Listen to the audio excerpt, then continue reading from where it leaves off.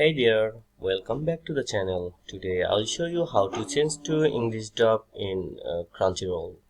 It's a very easy thing to do. First go to crunchyroll.com or open their app.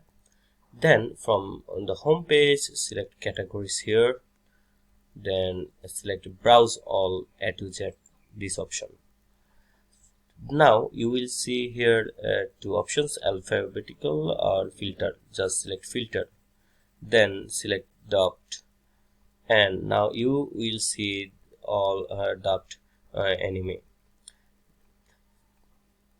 If you want to a specific dubbed anime, you can search it from the search bar and it will show here, and that's it.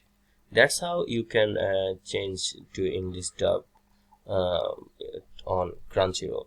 If you found this video helpful, then don't forget to like and subscribe for more tech tips.